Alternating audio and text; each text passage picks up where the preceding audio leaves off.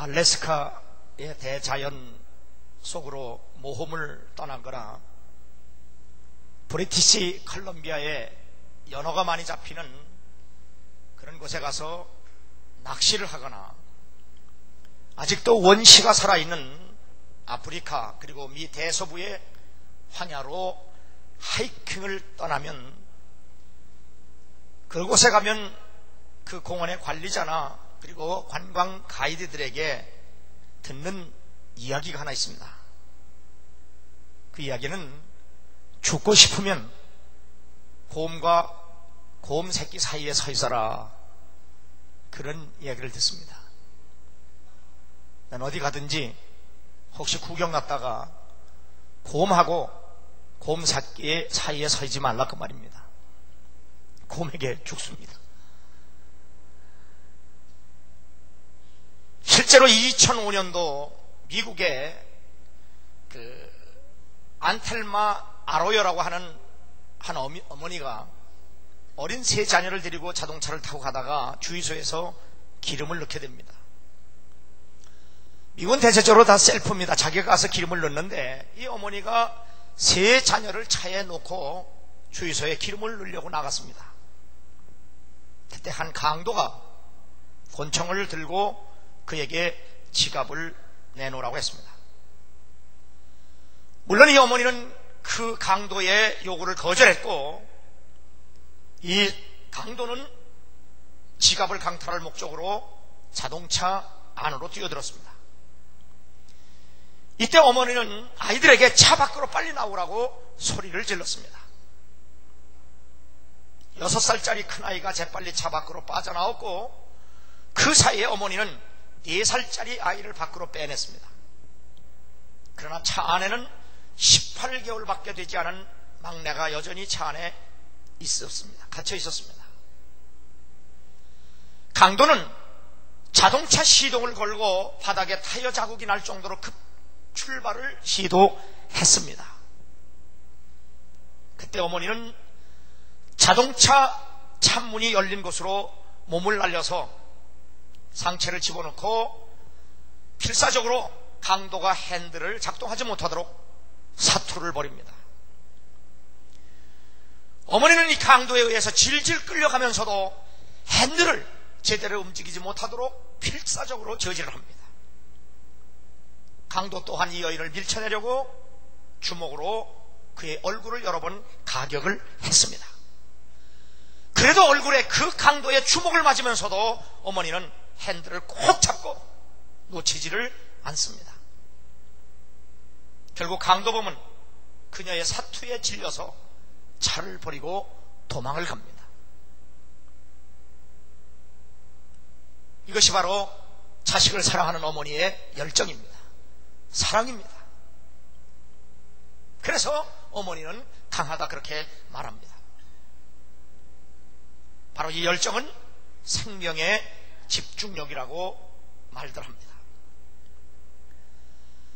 1762년 12월 31일 우리 감리교를 세운 존 웨슬리 목사의 일기입니다. 나는 이 한 해의 고비에서 지난해를 돌이켜본다. 참으로 어려운 시련과 그리고 엄청난 하나님의 축복을 받은 한 해다. 많은 사람들이 죄를 깨닫고 많은 사람들이 하나님과 평화를 얻게 되었다. 런던에서만도 200만 명 정도가 영광스러운 자유의 세계로 옮겼다. 나는 6개월 동안 지난 몇 해 동안에 당한 것보다 더 많은 희생을 감당했다. 내 앞으로의 생애가 어떻게 될지 모르지만 우리 하나님이 다 알고 계시다는 것만으로 나는 만족하다. 그런 일기를 써놓았습니다.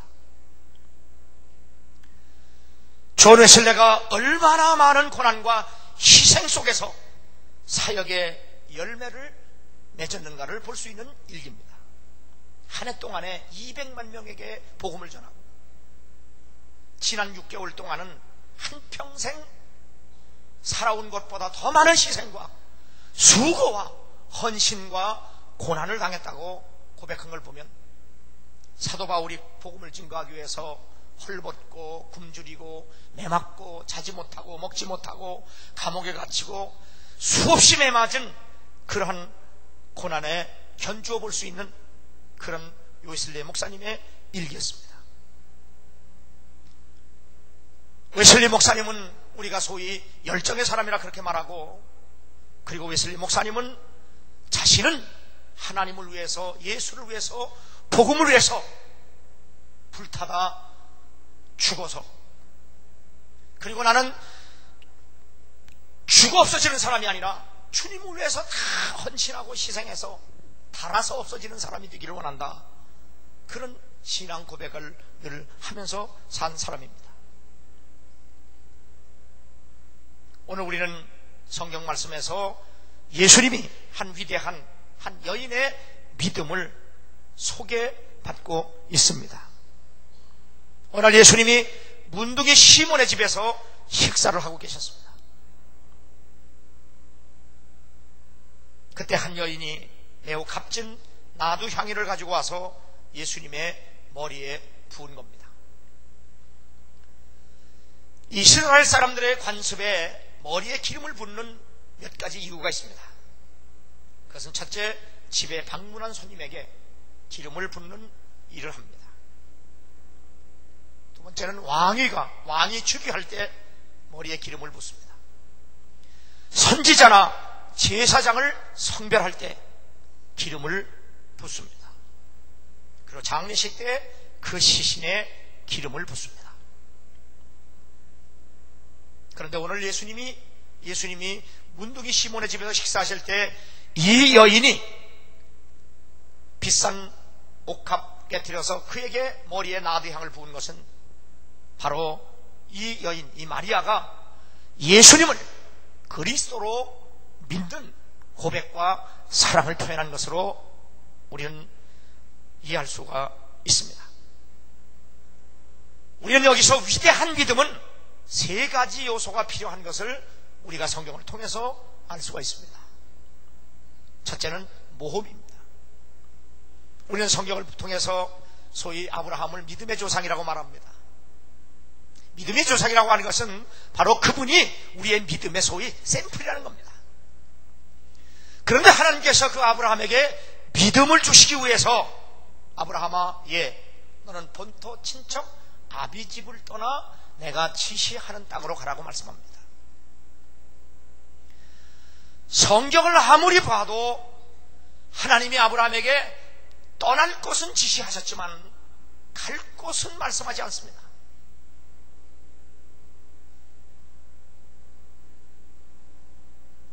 본토 친척 아비 집은 떠나지만 하나님이 지시하는 곳으로 가라고 말씀하시면서도 어느 곳을 지시하지 않습니다. 그래서 사람들은 인생을 오늘도 걷는다마는 정처 없는 발걸음이라 그렇게 표현하기도 합니다. 그러면 떠나서 가야 하는데 어디로 가야 하느냐?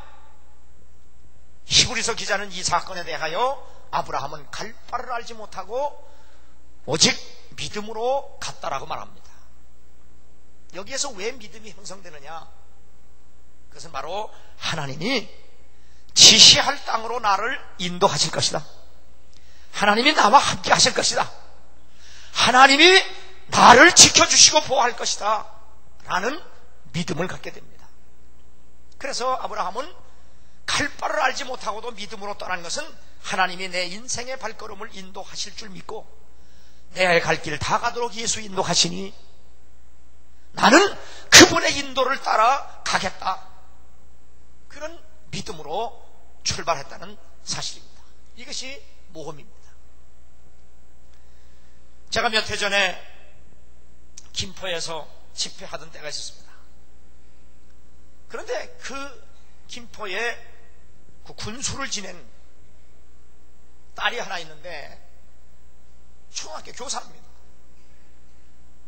그런데 결혼을 해서 이제 남자와 약속을 해서 결혼을 하게 되는데, 그가 다니는 교회가 개척교회인데 이 논바닥에 소위 보온 덮개 지렁이 집이라고 그래서 보온 덮개로 지은 이런 하우스 같은 그런 초라한 예배당에서 개척교회를 하는 교회였습니다.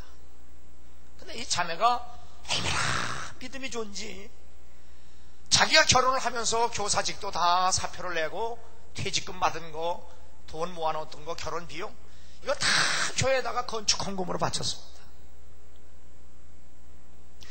그리고 그 남자와 함께 그 집에, 그 교회에서 결혼식을 하겠다는 겁니다. 그러니까 군수를 지낸 아버지가 너 예수 믿는 건 반대하지 않는다. 너 그 남자와 결혼하는 것도 반대하지 않는다. 그런데 너 생각해봐라. 내가 네 아버지인데 내가 이 김포에서 군수까지 지냈는데 너 결혼식을 이렇게 잘 저는 예배당이면 모르는데 그런 집에서 그런 건물에서 결혼식을 하겠다니 네 아버지 체면도 있지 않느냐. 그러니까 다른 건 내가 다 양보해도 너 결혼식만은 결혼식장에서 좀 하자. 그 아버지가 그렇게 했는데도요 이 딸아이는 아니요. 아무리 아버지 눈에 그 집이 초라하고 정말 형편없는 집일지라도 그 집은 내게 하나님의 집입니다. 교회입니다. 내가 예수 믿는 사람으로 내가 교회 안에서 결혼식 하는 것 마땅한 일이고 내가 아버지 집에서 하나님의 축복 가운데 결혼하는 건 마땅한 일인데 나는 전혀 부끄럽지 않습니다. 아버지가 양보하시고 나는 교회에서 결혼하겠습니다 하고 결혼 비용 자기가 모아놨던 거 퇴직금 다 건축헌금 바치고 신앙생활하는 그런 자매도 제가 보았습니다. 오늘 여기 한 여인, 이름 없는 여인, 다른 성경에 보면 마리아입니다. 이 마리아가 나드향 옥합을 가지고 와서 깨트려 머리에 부었다는 것은 그의 믿음을, 예수님을 믿는 믿음, 예수를 그리스도로 믿는 믿음을 고백한 그의 신앙의 표현인데 이스라엘 처녀들에게 이 나드향은 자기가 평생 모은 재물입니다. 그럼 왜 이스라엘 처녀들은 평생 자기의 재물을 자기가 모으느냐? 결혼 비용으로 쓰기 위해서 그 비싼 향유를 조금씩 모아서 이런 단지에다가 담았다가 결혼이 되면, 결혼 정년기가 되면 결혼하게 될 때 그것을 깨트려서 팔아가지고 그것으로 자기 혼수 비용을, 결혼 비용을 삼는 그런 일들입니다. 그러면 이 여인은 바로 예수님을 위해서 자신의 신앙을 고백하기 위해서 예수님을 그리스도로 믿는 자기의 신앙과 믿음을, 사랑을 표현하기 위해서 예수님을 그리스도로 인정하는 그 신앙 행위를 비싼 향유를 부어 그의 머리에 붓는 것으로 고백한 겁니다. 그래서 모험입니다. 결혼하는 게 죄도 아닙니다. 그리고 이 마리아가 결혼 안 하겠다는 것도 아닙니다. 결혼을 위해서 준비된 모든 죄물, 자기 목숨 같은 겁니다. 그런데 이 여인은 바로 그 믿음을 바로 표현하고 고백하기 위해서 자기의 생명과 같은 비싼 나드향을 희생한 겁니다. 사랑의 수고라고 할 때 수고는 바로 희생을 말하는 겁니다. 우리의 믿음은 희생 없이 믿음을 소유할 수도 없고 가질 수도 없습니다. 아브라함이 믿음을 갖기 위해서 본토 친척 아비집을 떠나는 것처럼 지금 내가 가장 귀하게 여기는 것으로부터 벗어나는 것, 이 결단은 결코 모험 없이는 가능하지 않습니다. 그래서 예수님도 나를 따르려거든 자신을 부인하고 십자가를 지고 나를 따르라고 말씀하셨습니다. 우리가 왜 예수를 따라야 하고 왜 예수를 믿어야 하느냐? 살기 위해서 믿는 겁니다.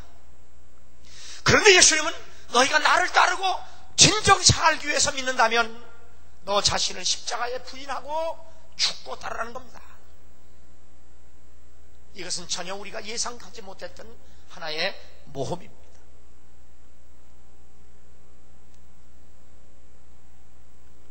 제가 설교를 준비하다가 오늘 원로 목사님의 전화를 받았습니다. 보통 원로 목사님들이 전화를 하면 뭘 부탁을 해요. 그래서 전화를 받으면서도 그렇게 뭐 기쁘게 받질 않았습니다. 안 받을 수 없어서 받았습니다. 내가 원로 목사 서영선 목사예요. 이분이 목회하실 때 우리 감리교의 찬송과 이거 감리교 대표로 편집위원하고 그러던 분인데요. 어쩐 일이십니까? 내가 얼마 전에 말라지아를 다녀왔습니다. 가서 보니까 거기 복경자 선교사가 선교를 열심히 하고 있는 것을 봤습니다. 내가 그 복경자 선교사는 결혼하기 전부터 알고 있는데 그곳에서 선교사가 돼서 목사가 돼서 열심히 선교하는 걸 보고 얼마나 감동받았는지 모릅니다. 그래서 내가 그 선교사를 좀 돕고 싶습니다. 나는 원로 목사라도 그 선교사 도울 수 있는 실력이 있습니다. 그래서 내가 그 선교사를 도우려고 하는데 이 도무지 이놈의 선교사가 나보고 도와달라는 말을 안 합니다.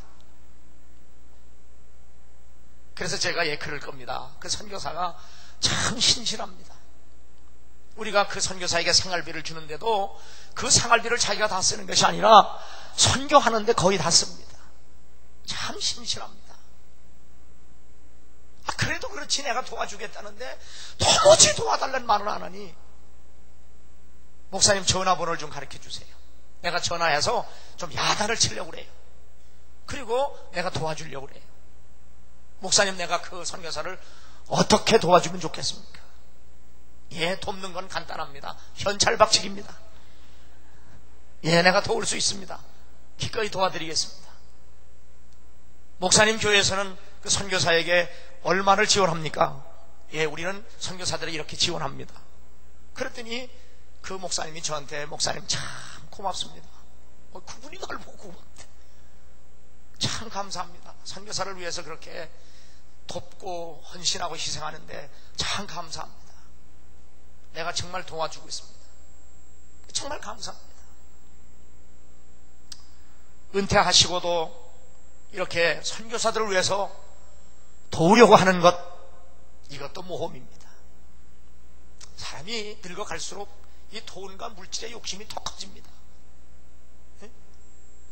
그런데 이 노인 목사님은 그 선교지에 나가서 사역하는 선교사들을 위해서 자기가 있는 것을 가지고 돕겠다는 거예요. 마가복음 14장 8절이면 저가 힘을 다하여 내 몸의 향유를 부어 내 장사를 미리 준비했다. 문둥이 시몬의 집은 죽음의 향기가 진동한 집입니다. 그런데 바로 이 아름다운 마리아의 믿음은 죽음의 향기를 생명의 향기로 바꾼 사람입니다. 우리가 지금 경제 위기로 공황으로 세계가 다 어려움을 겪고 있습니다. 그러나 우리의 사는 삶의 상황이 힘들고 어렵다고 할지라도 바로 이때에 우리의 진실한 믿음이 생명의 향기로 표현되고 고백될 수 있는 기회가 되기를 주의 이름으로 축원합니다. 그러려면 우리의 모험이 필요합니다. 그리고 결단이 필요합니다. 사람들은 자선이나 그리고 비영리자한테 돈을 기부할 때 그 받은 사람이 그 돈을 어디에 사용할지 그것이 궁금해한다고 합니다. 이렇게 기부하면서도 이 돈이 누가 어떻게 쓰여질까? 왜냐하면 그만큼 돈과 재물에 자기의 마음이 간다는 겁니다. 며칠 전에 텔레비전에 보니까 그동안에 그 복권 뽑아가지고 수십억씩 받은 사람들이 그 돈을 어떻게 사용하고 있는가 프로그램을 진행하는 걸 봤는데요. 거의가 다 그 돈 수십억씩 받아가지고요. 결국 타락하고 탕진해서 감옥에 갔거나 완전히 폐인된 사람들입니다.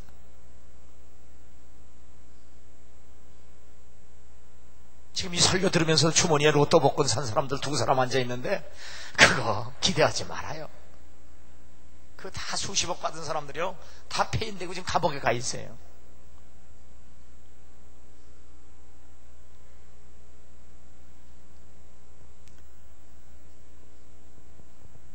결혼을 앞둔 하나의 여인이 그 결혼 비용으로 준비한 제물을 주님에게 믿음과 사랑으로 표현하고 고백했다고 하는 것, 이건 사실 모험입니다. 우리에게 언제나 주님은 이러한 모험의 결단을 필요로 한다는 사실을 믿고, 우리는 주님 앞에 주님이 인도하신 대로 결단하고 따라갈 수 있는 여러분 되기를 주 이름으로 축원합니다. 두 번째는 투자입니다. 우리는 하나님께로부터 세 가지 종류의 은혜를 받았습니다. 이것은 믿는 자나 믿지 않는 자나 똑같습니다. 그것은 바로 시간과 재능과 재물입니다. 배웠거나 못 배웠거나 잘났거나 못났거나 우리는 하나님으로부터 똑같은 시간을 선물로 받았습니다. 그리고 다 재능을 받았습니다. 그리고 재물까지도 받았습니다. 우리는 그중 그 어떤 것이든 선택해서 예수님과 복음을 위해서 투자할 수 있습니다. 성경에 예수님이 하신 말씀 중에 특별히 돈과 재물에 대한 이야기가 참 많습니다. 재물을 땅에 쌓아놓지 마라. 거기는 점과 동록이 녹으니까 내 보물을 하늘에 쌓아둬라. 사람은 두 주인을 섬길 수 없다. 주님은 우리에게 말씀하시고, 너희는 먹는 것, 마시는 것, 입는 것 때문에 내 신앙의 우선순위가 바뀌지 말고, 우리에게 먹는 것, 마시는 것, 입는 것 필요한데 먼저 기도할 것은 하나님의 의와 하나님의 나라라고 우리에게 분명히 말씀합니다. 그리하면서도 주님은 우리에게 재물 얻은 능을 주신다고 말씀을 하시고 약속을 합니다. 우리는 우리에게 주신 선물로 받은 이 시간, 그리고 재능, 이 재물을 어떻게 써야 하고 어디에 써야 하느냐, 이 우선순위의 문제를 성경은 우리에게 분명하게 말씀하고 있습니다. 우리가 구약, 신약 통틀어서 성경을 읽다 보면 하나님이 특별히 역사하신 시간이 있습니다. 그것은 바로 언제나 새벽이었습니다. 이러한 사건을 통해서 하나님이 우리에게 보여주신 교훈은 뭐냐? 우리의 가진 시간은 제일 먼저 하나님을 위해서 쓰라는 겁니다. 또 하나님은 우리에게 주신 재물 중에 10분의 1을 성별하여 드리길 원합니다.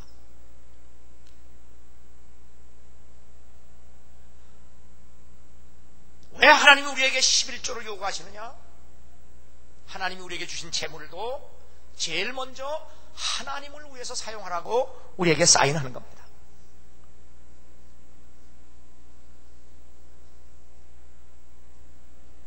옛날 노인네들 다 그렇게 말합니다. 군뱅이도 구르는 재주가 있고요, 사람은 태어나면 다 자기 먹을 거 자기가 가지고 태어난다고.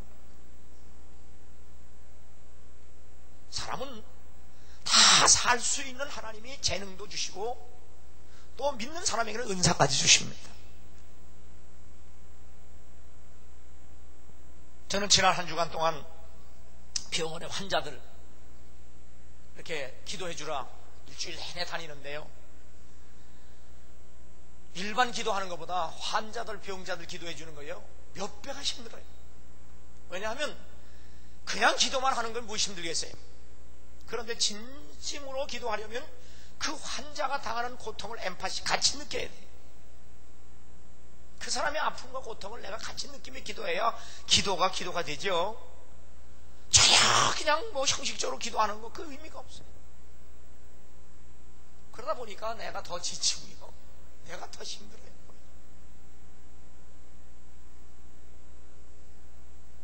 헌신하고 희생하고 투자하는 거요, 그게 쉬운 일이 아니에요.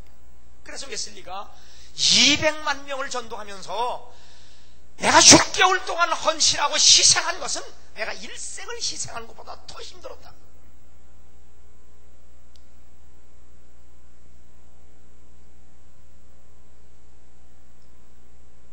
하나님이 우리에게 주신 재능,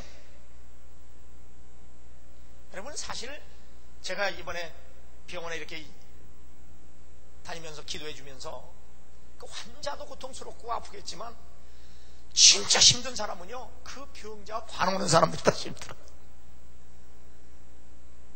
제 형님도 지금 병원에 입원했는데 간병인을 뒀어요. 참, 그 간병인이 간병하는 거 보니까요, 환자가 감동을 해, 감동. 그 더러운 피, 폐물, 노폐물 막, 다. 그리고 환자를 그렇게 편안하게 해줘요. 걱정하지 말라. 아무리 돈 받고 하는 거지만요, 야, 난 돈 따블로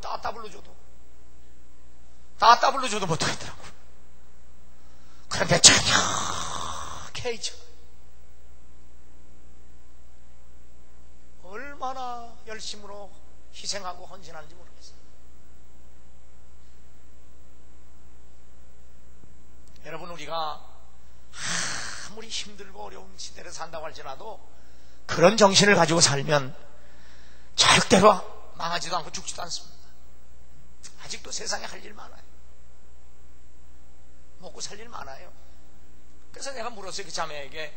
왜 이런 일을 하십니까? 그랬더니 자기 남편이 이런 건축하는 일을 하는데 요즘 하도 불경기가 돼서 경기가 없으니까 뭐 일을 할 자리가 있어야지.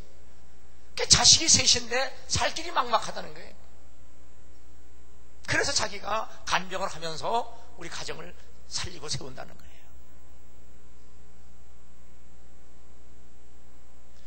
가족을 사랑하고 자식을 사랑하고 남편을 사랑하는 마음으로 그 굳은 일도 마다하지 않고 하는 거예요.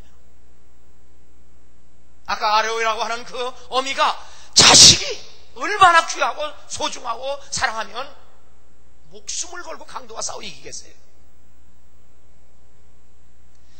날 죄와 사망에서 구원하신 주님을 진정으로 믿고 사랑한다면 왜 우리가 가진 것을 투자할 수 없어요? 왜 그분을 위해서 우리의 시간과 우리의 재물과 우리의 가진 재능을 왜 투자 못하겠어요? 바로 옥합을 깨뜨린 이 여인은 자기 사랑하는 남자보다 주님을 더 사랑하기 때문에 희생할 수 있는 거예요. 그런다고 해서 망할 수 있지 않아요.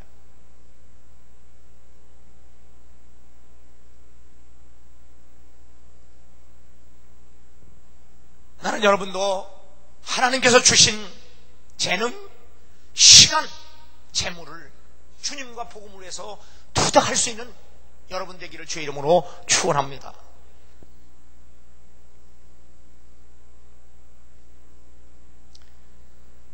위대한 믿음은 모험을 필요로 하고 위대한 믿음은 투자를 필요로 하고 세 번째는 반대를 이겨내고 극복할 수 있는 믿음이 필요합니다. 여러분, 우리가 주님을 위해서 희생하고 헌신한다고 해서 존경만 받고 칭찬만 받는 거 아닙니다. 성경에 보면 오히려 믿음의 영웅들이 얼마나 많은 핍박과 어려움을 당합니다. 존 웨슬레의 기록을 봐도 보세요. 일기만 봐도 1년에 200만 명에게 복음을 전했는데도 불구하고 사람들에게 존경을 받는 것커녕 얼마나 고난을 당했는지, 내가 당한 6개월의 고난은 평생 당한 고난보다 더 심했다고 얘기하죠. 우리가 주님을 위해서 헌신하고 봉사한다고 존경받고 뭐 실제로 목회 현장에서 보면 열심히 주를 위해서 일도 하고 봉사도 하고 교회를 위해서 일하던 사람들이 오래 못 가고 낙심내고 실망하고 뭐 시험 드는 사람들 보면은 자기가 이렇게 했는데 안 알아준다는 거예요. 제가 부흥회 다니면서 늘 내 마음에 갈등하는 것은 꼭 교회나 그 주최측에서 꼭 교인들 헌금하면 그거 봉투 읽어달라는 것 때문에 우리 헌금은 하나님께 하면 됩니다. 저희 교회에서는 지금 이 교회가 30년 가까이 오면서도 우리가 그동안 땅을 사고 예배당 지면서 얼마나 많이 헌신하고 희생했습니까? 그래도 누가 얼만큼 하고 누가 얼마큼 했는지 몰라요. 또 얘기도 하지 않습니다.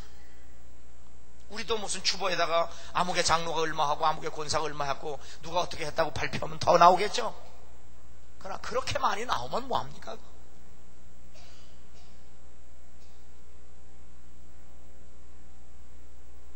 어제도 여기 무슨 우리 재개발한다고 회사에서 들어와서 어저께 밤새도록 여기서 썼는데 어떤 회사에서는 여기 쓴다고 헌금을 했더라고요. 내가 재무부 장관이 재무부 어느 장로님한테 이거 돌렸어요. 쇠세 돌렸다. 이건 헌금이 될 수가 없다. 하나님 기뻐하지도 않는다. 상당한 돈을 여기다 냈는데 돌려주라고, 수입도 잡지 말고 돌려주라고 그랬어요. 하나님은 헌금을 받으시는 분이지 하나님 돈 받는 분 아니에요.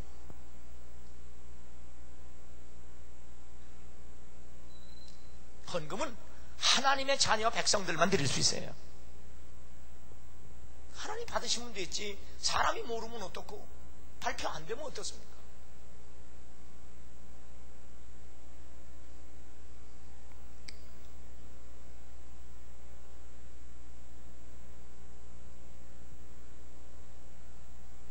이 여자가 결혼까지 포기할 만큼 주님을 위해 희생하는 그의 믿음에 그 옆에 있던 제자 중 한 사람 가룟 유다가 뭐라고 말합니까? 왜 그 비싼 기름을 허비하는 겁니까? 여러분, 참 이 가룟 유다라고 하는 사람은 돈꾀를 맡은 사람이에요. 이 돈꾀를 맡았다고 하는 것은 하나님이 12제자 중에, 예수님이 12제자 중에 가장 신음하는 사람이에요. 아니, 돈꾀 아무나 맡깁니까? 내가 지난주에도 제가 설교 때 얘기했잖아요. 어느 대기업의 총수가 임원 그 예배를 드리는데 어느 목사님을 초청해서 드렸어요. 그런데 임원 예배가 전부 부부 동반이에요. 그 어떻게 임원 예배인데 부부가 동반되느냐? 그 회장이 말하기를 나는 남자들의 얼굴을 보지 않고 그 부인들의 얼굴을 본다. 그 부인의 얼굴을 보면 그 남자가, 남편이 얼만큼 신실하고 정직한지 알 수 있다. 그래서 그 사람들에게는 교회 그 회사에 중요한 직책이나 돈 맡기는 직책을 준다.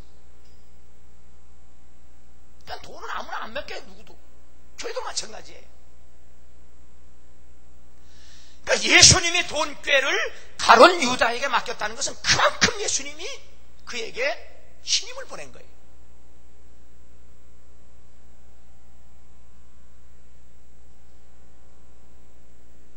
저희도 마찬가지입니다. 나는 우리 교회의 재정을요 완전히 다 전결했습니다. 전결. 재정부원들이 전결했어요. 내가 결제 안 합니다. 왜 전결했느냐? 우리는 예산 편성에 따라서 그냥 집행하면 됩니다. 당에 통과한. 그러니까 최종적으로 내가 사인 안 해요. 재정부장에 권한을 주어서 거기서 다 사인해서 지출하고 다 합니다. 뭐 교회 돈 뻔한 거 아니에요? 뭐 쓸 데 어디 있어요? 다 주님 위해 쓰는 건데 그 내가 일일이 시비할 필요도 없어요. 난 관리만 잘하면 내 관리만. 이렇게 눈 봐가지고 어떤 놈 떼먹는 놈 왔나? 잘못된 데 쓰니 나는 이 눈이 쬐끔해가지고 CCTV보다 더 정확합니다. 그런데 가룟 유다는 주님이 신임하고 돈꾀를 맡겼으면 충성하면 되는데 늘 그의 생각 속에는 어떻게 하면 돈 떼먹을까 이 생각뿐이에요. 그런데 그 곁에 있던 요한이 가룟 유다에 대해서 어떻게 평가하느냐? 늘 돈깨를 가지고 다니면서 어떻게 하면 요거 떼먹을까? 그 생각을 가득하다는 거예요. 그 옆에 있던 사람이 봤어요. 여러분, 가룟 유다만 그런 게 아니고요. 우리가 예수를 믿어도요. 내가 예수 믿는 목적이 뭡니까? 내가 정말 구원받아서 하나님의 백성으로 살기 위해서 예수 믿는 거야. 그런데 예수 믿는 목적이, 교회 다니는 목적이 돈 벌기 위해서, 성공하기 위해서, 출세하기 위해서, 병 낫기 위해서, 이건 믿는 게 아니요. 에? 이건 믿는 게 아니요. 내가 예수 믿는 것은 구원받아서 하나님의 백성으로 살기 위해서 믿는 거야. 그렇게 살면 하나님은 우리에게 필요한 거 주시는 하나님이야. 그러나 내가 예수 믿고 교회 다니는 것이 헌금하는 목적이 돈 벌기 위해서, 성공하기 위해서, 출세하기 위해서, 남보다 더 잘 되기 위해서 믿는다는 건 믿는 게 아니에요. 이 우선순위가 바뀌면 그게 잘못된 거예요. 그런데 가룟 유다는 돈깨를 맞아가지고 언제나 요 돈을 어떻게 떠먹을까, 요걸 어떻게 발라먹을까. 그러니까 이 여자 보고, 마리아 보고, 야, 그 비싼 것을 왜 이렇게 낭비하느냐? 가난한 사람들에게 주면 되지. 말은 그렇게 하지만 이 여자가 헌금을 하면 지가 돈 뺏어 먹으려고 한다는 얘기를 내가 눈치챈 게 아니라 그 옆에 있던 사도 중에 요한이 눈치챘다 이 말이에요. 그러다 보니까 그 생각과 그 정신을 믿음으로 못 이겨내니까 결국은 예수까지 팔아먹잖아요.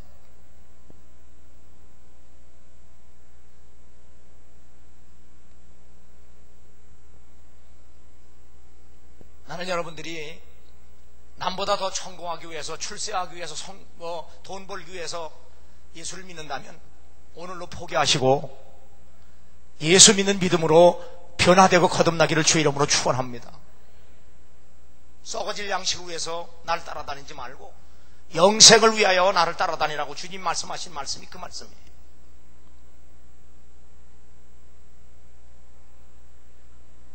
바로 이 여인이 그 아름다운 신앙을 고백하고 표현할 때 그 옆에 있었던 바리새인들과 그리고 가룟 유다는 이 여인을 비난합니다.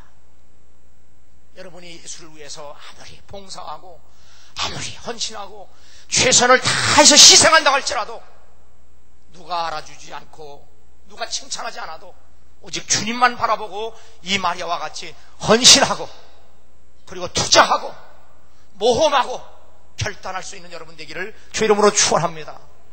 봉사와 희생 중에 가장 위대한 것은 숨은 봉사입니다. 바로 이 여인이 주님을 위해서 그렇게 생명을 걸고 희생하고 헌신했는데 누가 알아주는 사람 하나도 없습니다. 바로 예수님은 우리에게 이 여인의 위대한 믿음을 소개하면서 바로 이 여인의 믿음을 본받아라, 그렇게 우리에게 말씀하고 있습니다. 이 여인과 같이 위대한 믿음을 가지려면 하나님 말씀을 따라 끊임없이 모험하고 투자하고 그리고 반대 세력을 이겨내고 극복하고 방어하고 싸워 이기는 여러분 되기를 주 이름으로 축원합니다.